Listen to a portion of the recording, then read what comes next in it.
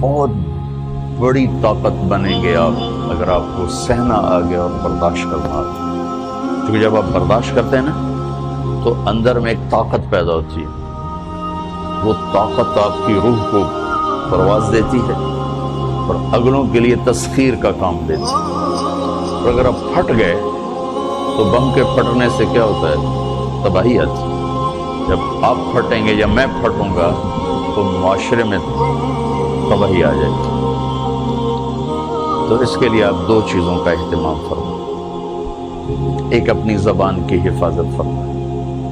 آپ اس 400 کے معاشرے میں کوئی غیبت کرنے والا نہ، کوئی جھوٹ بولنے والا نہ، کوئی کسی کو طنز کرنے والا نہ، تانا دینے والا نہ.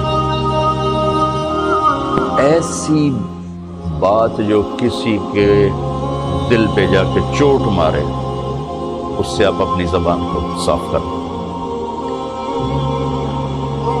کبھی اس پہ قابو پا سکیں گے، کبھی نہیں. کبھی رہ جائے کبھی ہو جائے. تو جب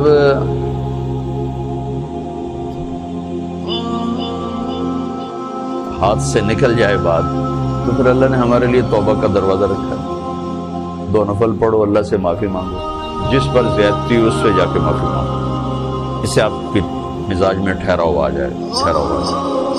تو میں آپ سب سے یہ گزارش کرتا ہوں کہ اس معاشرے میں آپ اپنی زبان پہ قابو پانا سیکھیں.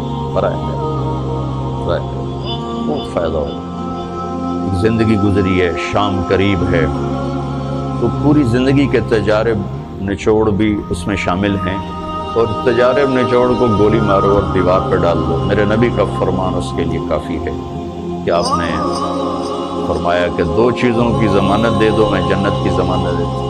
ایک تمہارے جو 2 جبڑوں کے درمیان ہے، ایک تمہاری 2 ٹانگوں کے درمیان ہے، اسے پاک کر لو، میں جنت کا ضامن بن جاتا ہوں. اور معاذ بن جبل سے فرمایا کہ تمہیں پورے دین کا نچوڑ بتاؤں. کہ جی کیا تو آپ نے اس حدیث کو میں نے پتہ نہیں ہزاروں لاکھوں دفعہ بیان کر دیا ہے اور ہر دفعہ بیان کیا ہے کہ اچھا یہ ایسے کر کے کیوں فرمایا؟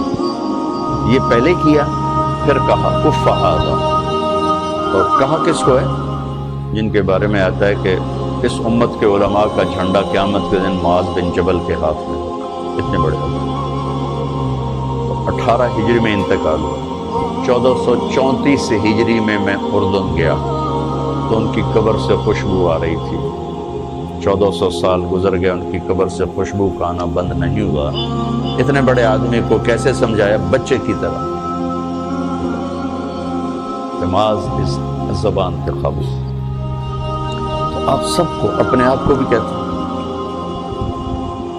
وہ عرب خطیب کہتے ہیں اوصیکم نفسی اولا وایاکم کر کے عام طور پہ خطبہ شروع کرتے ہیں. تو میں بھی اپنے ذات سے شروع کر کے آپ سے یہ عرض کرتا ہوں بچوں کہ اپنی زبان پہ قابو پانا سیکھو. یہاں اس کی مشق کر لو. یہ چھوٹا سا میدان ہے، چھوٹا ایک تالاب میں ہے. آپ تالاب، یہاں سے نکل کر آپ ایک سمندر میں کودیں گے جہاں کہ رشتوں کی فہرست ہوگی، تعلقات کی فہرست ہوگی، ناگواریوں کے خوفناک خاردار کانٹے ہوں گے.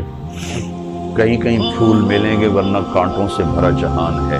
اگر آپ نے یہاں پریکٹس کر لی تو پھر آپ اس میدان میں جا کر انتہائی خوبصورت معاشرے کا